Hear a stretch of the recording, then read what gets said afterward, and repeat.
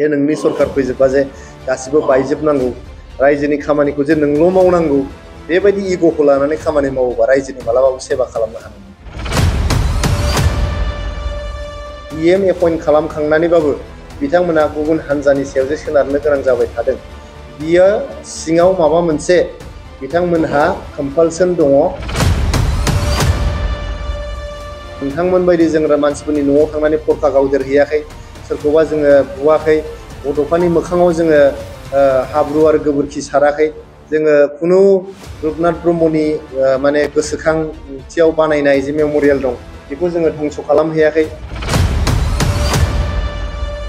2026 मायथाइनि आसाम एसेम्ब्लिनि बिसायख'थिसिम जोंहा NDA-जों थानायनि कमिटमेन्ट दङ आरो निउ दिल्लीयाव जोंनि सानै मेम्बार अफ पार्लियामेन्टआ 2029 मायथाइसिम NDA-जों थानायनि कमिटमेन्ट दङ। सिङाव मा इलु इलु दं बेखौ नोंथांमोना एसे सोंनानै नायदो, बिथांमोना मा फिननाय होयो। बेयाव खालि सिफायनाय, बुफायनाय, नङा होमबा, होखारनाय बेबायदि मेन्टेलिटिजों खामानि मावोबा नोंथांमोना मोजां खामानि मावनो हानाय नङा फैगोन 5 बोसोराव। बियो जोबोद दुखुनांथाव जादों। क'क्राझार डेभेलपमेन्ट अथ'रिटिया जेब्लानाखि जों सरकाराव फैदोंमोन, जोंना बिथां आदा किशोर बसुमतारीमोन नामा, आदा किशोर बसुमतारी जोंनिनो मानसि, मानगोनां सिबाय चेयारमेन जानानै दंमोन। जों मालाबाबो क'क्राझार डेभेलपमेन्ट अथ'रिटिखौ सिफायाखै। आदा किशोर बसुमतारीखौ गावनि टेनियरखौ जोबहोथारनानैसो जोङो माने गोदानै क'क्राझार डेभेलपमेन्ट अथ'रिटिनि दाखालिसो इलेक्सननि सिगांसो जों एपइन्ट खालामदों आदा रुदि दैमारिखौ। दा बेखौ बिथांमोना सिफायदों होननानै बुंदों, बिनि मा लिगेल अपसन्स दङ बेखौ जों नायबाय थादों, खिन्थु बे जोबोद दुखुनांथाव जादों। बे नोंनि सरकार फैजोबबा जे गासिबो बायजोबनांगौ रायजोनि खामानिखौ जे नोंल' मावनांगौ बेबायदि इग'खौ लानानै खामानि मावोबा रायजोनि मालाबाबो सेवा खालामनो हानाय नङा। जोङो फकिराग्राम मिउनिसिपाल बर्ड बावाखै नै बोसोरसेसो सिगांसोल' जोङो सिफायदों। बे BPF-नि दिनावनो एपइन्ट खालामनायमोन क'क्राझार मिउनिसिपाल बर्डआ। जोङो चेयारमेना फकिराग्राम खिन्थु चेयारमेनखौ जोङो कन्टिनिउ खालामहोदों। जों मालाबाबो सिफायाखै बेखौ। बे रायजोनि सेवा खालामनायनि खामानिसो, बेयाव खुनु पावार देखायनाय बा इग' देखायनाय बेबायदि जेबो बेहाय थाया। नोंथांमोना बुजियाखै खोमा, गोदान गोदो नोंथांमोना BPF-नि सरकार दाजेननानै BTC गठन जानायनि उनाव नोंथांमोना गोबां माने माबाजों इम्पिउनिटिजों गोबां इग'जों सरकारखौ सालायदों, खिन्थु दाथ' बुजिबाय नोंथांमोना 5 बोसोराव अपोजिसनावबो थाबाय, जों नोंथांमोनखौ माब्लाबाबो रायाखै, नोंथांमोननो गाज्रि थासारि जों क्रियेट खालामाखै, नोंथांमोन बायदि जों मानसिफोरनि न'आव थांनानै फरखा गावदेरहैयाखै, सोरखौबा जोङो बुवाखै, गथ'फोरनि मोखाङाव जोङो हाब्रु आरो गोबोरखि साराखै, जोङो खुनु रुपनाथ ब्रह्मनि माने गोसोखांथियाव बानायनाय जे मेम'रियेल दं बेखौ जोङो धंस' खालामहैयाखै, जों रावनिबो जोङो गाज्रि खालामाखै 5 बोसोर सरकारावहाय, जोङो फंसे सोदोबबो गाज्रिबो नोंथांमोननि एगेन्स्टै बुङाखै। गथिखे दिनैहाय नोंथांमोना सरकाराव फैग्रोमोना जे गासिबो जिनिसखौ सिफायजोबनानै गावनिल' मानसि थानांगौ बेबायदि साननाया मोनसे डेम'क्रेसिनि हेंथा मोनसे सिन्थाधारा। गथिखे बेबायदि साननायखौ नागारनो थाखाय आङो BPF-नि दैदेनगिरिफोरखौ खावलायहरदों। माने सरकाराव फैनाया बिराद रंजानांगौनि बाथ्रा नङा, बेयो मोनसे बिराद गिदिर बिबानसो।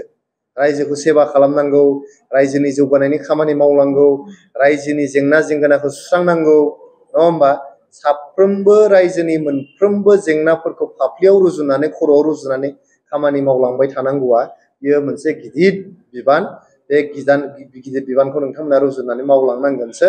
बेयाव खालि सिफायनाय, बुफायनाय, नङा होमबा, होखारनाय बेबायदि मेन्टेलिटिजों खामानि मावोबा नोंथांमोना मोजां खामानि मावनो हानाय नङा फैगोन 5 बोसोराव। 5 बोसोराव अलरेडि 1 मासआनो थांखानोसै नै, होमबा नोङो नैबे बोसोरा थाङोबा 4 बोसोरल' आखायाव थानोसै।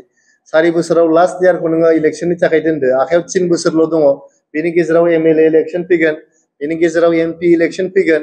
थ' गथिखे नोंथांमोना कनस्ट्राक्टिभ खामानियाव जे रादायखौ होनानै नोंथांमोना सरकाराव फैदों बे रादायफोरखौ माब्ला मावफुंगोन नोंथांमोना? खालि सिफायनाय, खालि थदन्थ' खालामनाय, होखारनाय बा बेबायदि हिंसानाय बा भिन्डिक्टिभ पलिटिक्सआवल' जुदि नोंथांमोना इनभल्भ जानानै थायोबा मोजां खामानि मावनो हानाय नङा।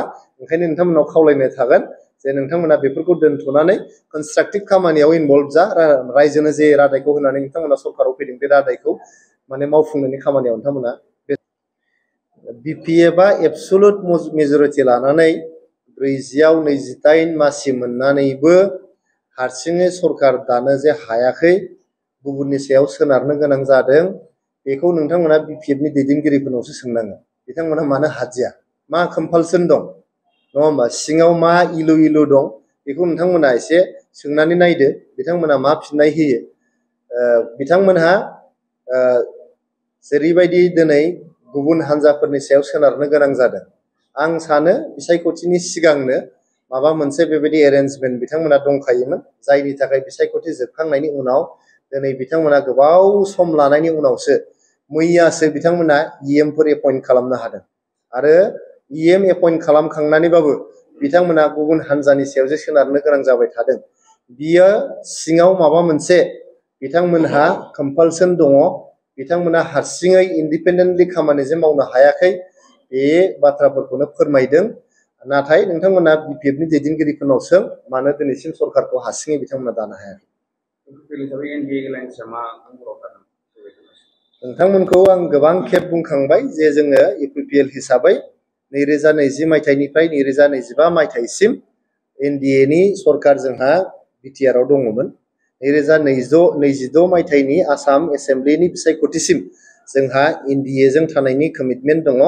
आरो निउ दिल्लीयाव जोंनि सानै मेम्बार अफ पार्लियामेन्टआ 2029 मायथाइसिम NDAजों थानायनि कमिटमेन्ट दङ, एज पार द कमिटमेन्ट।